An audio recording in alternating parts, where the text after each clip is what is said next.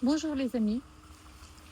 En tant que personne née dans la ville de Genève, c'est-à-dire la même ville où est né notre frère Henri Dunant, créateur de la Croix-Rouge, j'aimerais réagir un petit peu à ce que Donald Trump a dit par rapport à sa photo générée par IA, où il se voit lui-même en tant que docteur de la Croix-Rouge. Alors lui dire que notre frère Henri Dunant, c'était un chrétien. Si vous êtes déjà allé à l'église de l'Oratoire à Genève, pour tous ceux qui sont à Genève ou qui y vont ou qui y sont déjà allés, il y a dans l'église de l'Oratoire une plaque commémorative de cette décision qu'ils ont prise avec d'autres de créer la Croix-Rouge pour venir en aide à toutes les victimes de guerre et surtout aux soldats qui restaient sur le champ de bataille. Alors comment ça s'est passé? En quelques mots, notre frère Henri Dunant, qui était donc un chrétien évangélique, ce chrétien-là, il travaillait pour des banques à Genève et puis il a été envoyé en Algérie, parce que l'Algérie à l'époque était une colonie française.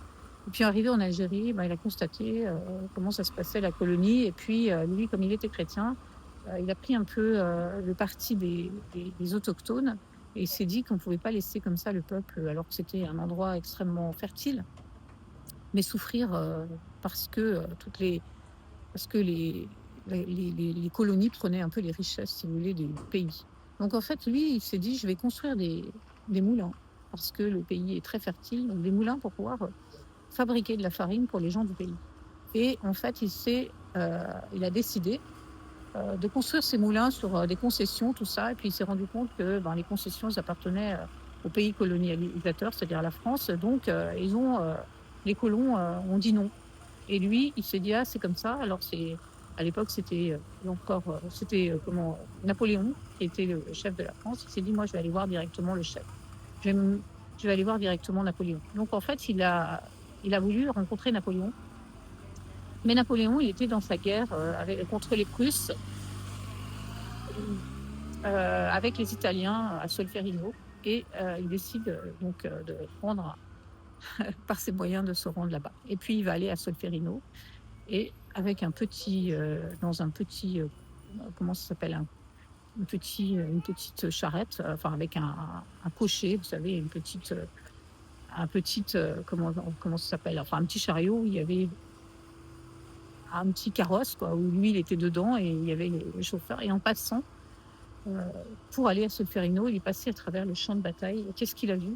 Il a vu les gens, les soldats en train d'agoniser, crier, hurler, etc. sur ce champ de bataille. Et ça a été pour lui si traumatisant qu'arrivé à Solferino, il a réquisitionné l'église, les gens, il a dit on ne peut pas laisser les gens comme ça, il faut qu'on aille les chercher, des charrettes, des chars.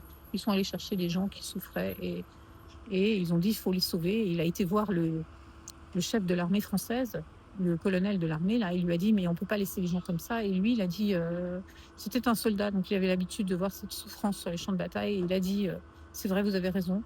Et il a pris les chariots, etc., les chevaux, les charrettes, pour aller chercher ces gens, les blessés. Mais au départ, il ne voulait prendre que les blessés français, pas les Prusses, pas les Allemands, que ceux qui étaient italiens ou français, puisqu'ils étaient ensemble. Et là, Henri Dunant a dit non, on prend tous les blessés.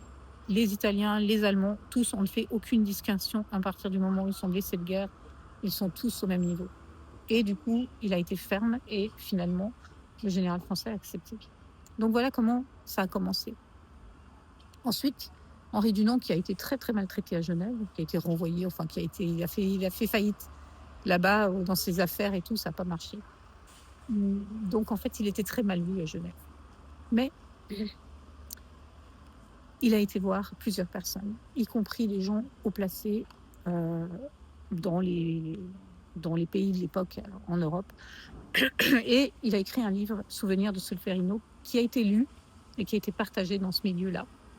Et ce livre, si vous voulez, il a un petit peu réveillé les consciences, même à haut niveau, d'une impératrice, entre autres. Et ils ont décidé de créer, en fait, la Croix-Rouge. Et ils ont décidé, elle a soutenu Henri Dunant dans ce travail. Bon, Henri Dunant, il s'est fait, si vous voulez, il y avait d'autres personnes qui faisaient ça avec lui. Et puis, il a été un petit peu, même si c'était lui, en fait, le premier qui a eu l'idée ou qui a un petit peu créé le projet, on l'a un petit peu jeté de côté pour pouvoir récupérer la gloire.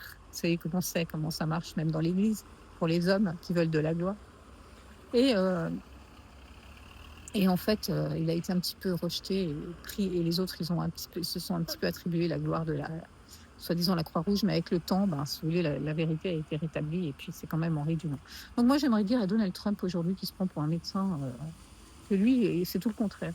Lui, il fait le contraire du travail de la Croix-Rouge. Il fait des guerres, il fait des blessés, il fait des gens, les civils maltraités, etc., etc.